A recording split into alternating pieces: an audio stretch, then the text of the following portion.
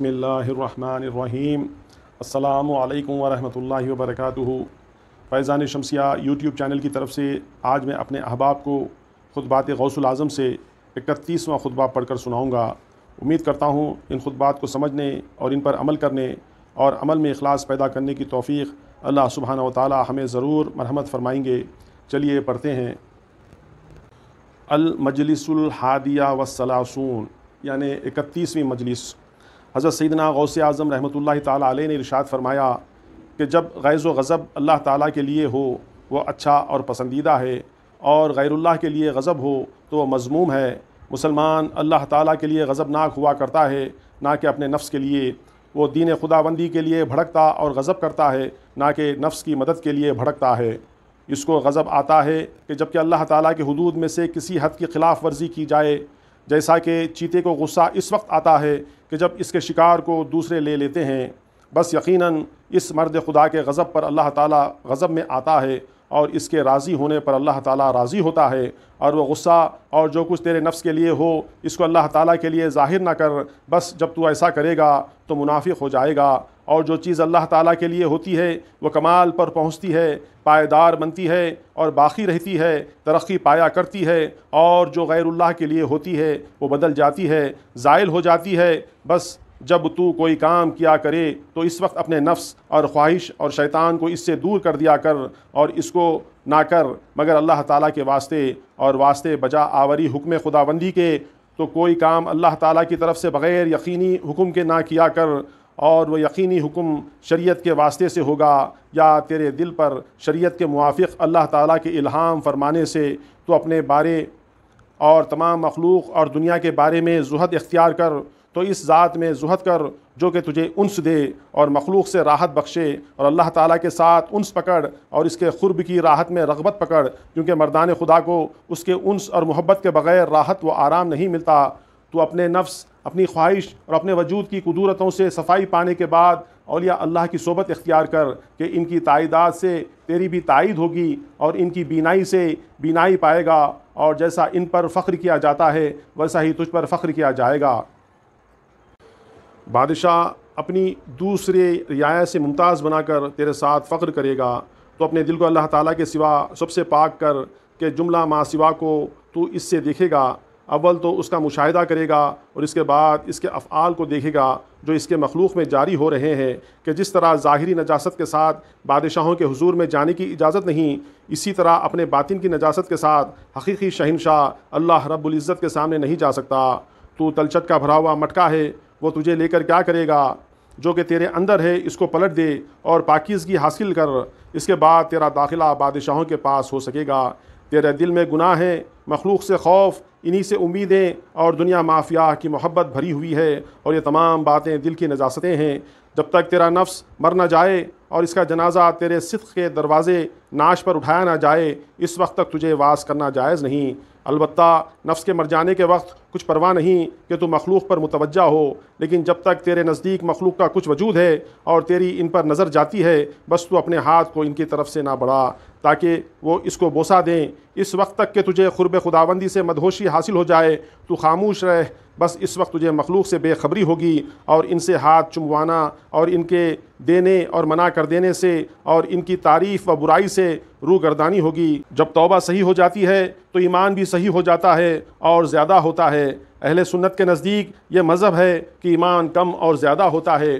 کہ طاعت کے وجہ سے ایمان زیادہ ہوتا ہے اور گناہ کرنے کی وجہ سے کم ہو جاتا ہے۔ یہ تو عوام کے حق میں ہے، اور اب رہے خواص تو ان کے ایمان کی زیادتی ان کے دلوں سے مخلوق کے نکل جانے سے ہوتی ہے، اور کمی مخلوق کے دلوں میں گھسنے سے ہوتی ہے۔ اللہ تعالیٰ کی طرف سے سکون کرنے سے ان کا ایمان بڑھتا ہے، اور غیر اللہ کی طرف سے سکون کرنے سے کم ہو جاتا ہے۔ خواص جو ہوتے ہیں اللہ تعالیٰ کی ذات پر توکل کرتے ہیں اور اسی پر اعتماد کرتے ہیں، اور اسی کی طرف نسبت اور بھروسہ کرتے ہیں، اور اسی سے ڈرتے ہیں، اسی سے امیدیں وابستہ کرتے ہیں،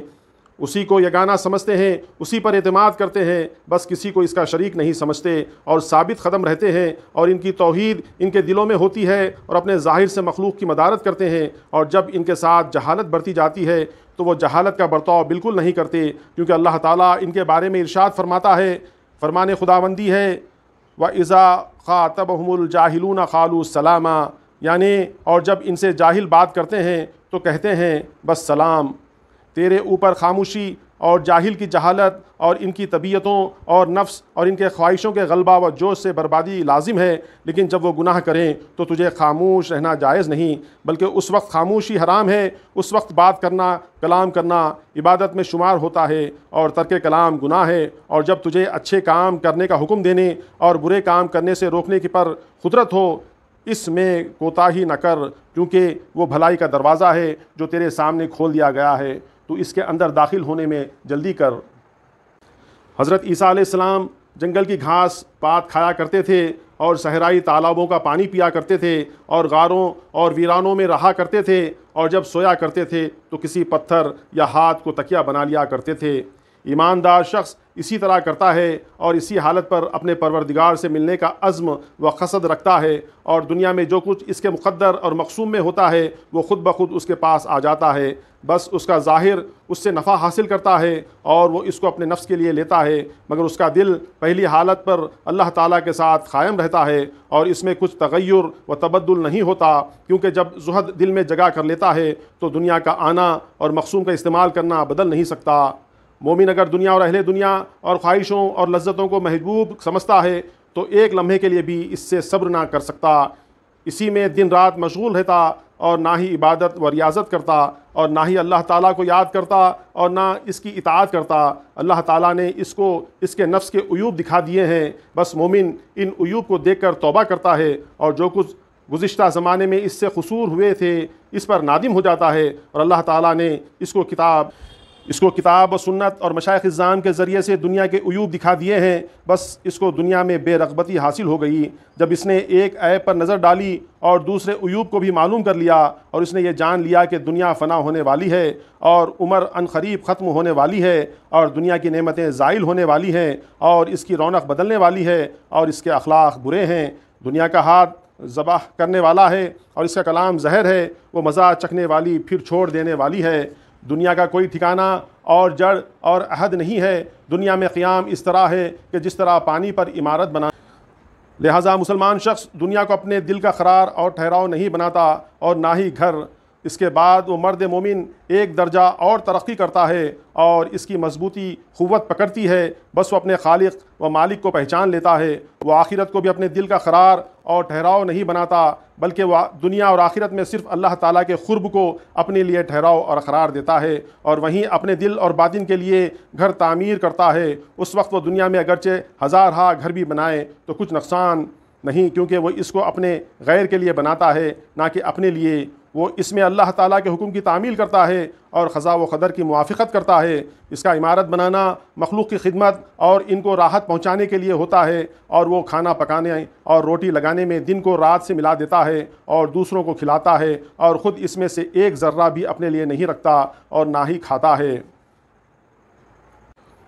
اس کا طعام تو مخصوص ہوتا ہے جس میں کوئی غیر شریک نہیں ہوتا، بس وہ اپنی خوراک آنے کے وقت افطار کرتا ہے، اور تمام وقت جو کہ غیروں کے کھانے کا وقت ہوتا ہے وہ روزے دار رہتا ہے۔ زاہد کھانے پینے سے روزے دار ہوتا ہے، اور عارف غیر معروف سے اپنے محبوب کے سوا سب سے صائم رہتا ہے، اور وہ تو مبتلا بخار کا ایسا مریض ہے جو کہ طبیب کے ہاتھ کے سوا کسی دوسرے کے ہاتھ سے کھاتا ہی نہیں۔ محبوب سے دوری اس کی بیماری ہے اور قرب اس کی دوا ہے۔ زاہد کا روزہ دن میں ہوتا ہے اور عارف کا روزہ دن رات ہوتا ہے۔ اس کے روزے کا افطار اللہ تعالیٰ کی ملاقات کے بغیر ہوتا ہی نہیں۔ عارف زندگی بھر روزے دار رہتا ہے اور ہمیشہ بخار زدہ، اپنے دل سے ہمیشہ روزے دار اور باطن سے سراسر مبتلا بخار، اور اس نے یقین کر لیا ہے کہ اس کی شفا اللہ رب العزت کی ملاقات اور اس کے قرب میں ہے۔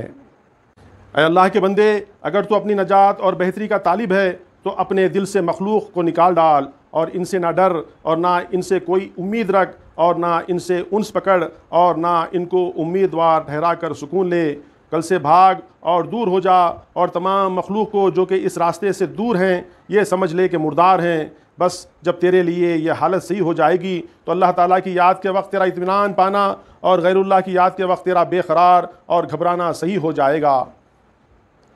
حضرت سیدنا عبد القادر جیلانی رحمۃ اللہ تعالیٰ علیہ نے 18 جمادی الاخر 545 ہجری کو بوقت شام مدرسہ قادریہ میں یہ خطبہ ارشاد فرمایا۔ وآخر الدعوانا ان الحمد للہ رب العالمین۔ السلام علیکم ورحمۃ اللہ وبرکاتہ۔